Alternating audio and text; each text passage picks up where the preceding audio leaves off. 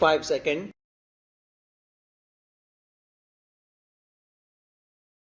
Start.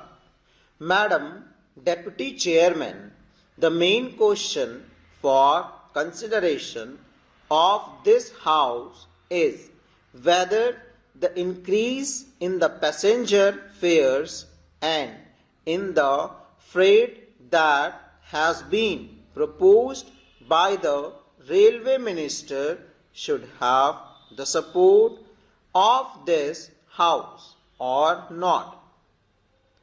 I have been listening with some interest to the speeches so far made, and they are all unanimous on one point, namely that there should be no increase, particularly so far as the second class passengers are concerned.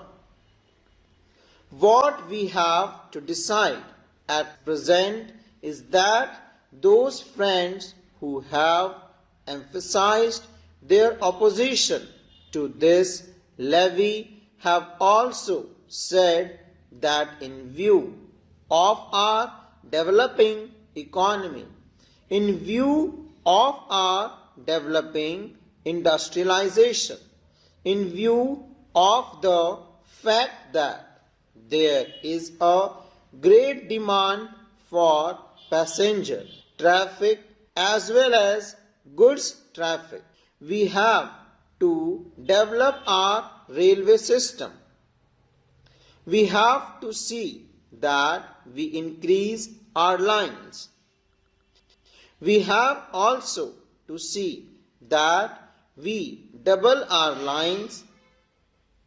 We have also to see that the production of the locomotives, wagon and coaches is increased with great rapidity. Otherwise, we will not be able to meet the demand of the developing economy. It is also agreed that according to the recommendation of the Pay Commission, we all feel that our workers, our laborers are entitled to DA, which will be to the tune of rupees 12 crores. There are no two opinions about it. It is also demanded that so far as amenities to the workers are concerned regarding their privileges and concessions or the repairs to the stock are concerned, there is very urgent need that we should see that our workers do not strain themselves. An engine driver should not be asked to do work for more than 12 hours. Similarly, others in the railway should also have further concessions so far as leisure, rest and leave are concerned. It is also agreed, and it has been emphatically stressed on all hands, that the second class passengers are not getting amenities which they should get. The greater portion of the income comes from the second class passenger, and the position is that they are not getting their dues by way of rest and comfort which are necessary for them. I appreciate that effort is being made, that so far as sleeping accommodation and provision of fans to the second class passengers are concerned. Something is being done. But this does not touch even the fringe of the problem. And when we see the second class passengers huddled together like cattle, not even having sufficient air to breathe in, we feel that there is something seriously wrong with our railway administration. We have also to see that the shortage that we had about the supply of wagons to the coal mines and to other our steel industry is not there.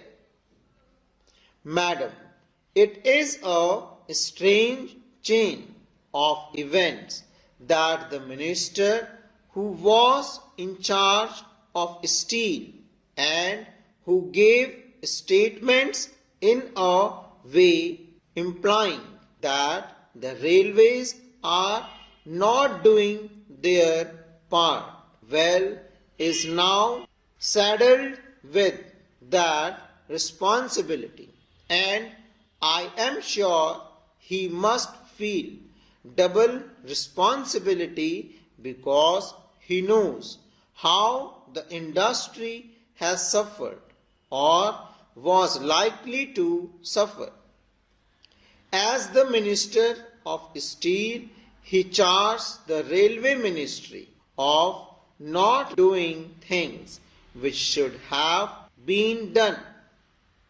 So now these are the problems that we have to meet, and the question arises how to meet them.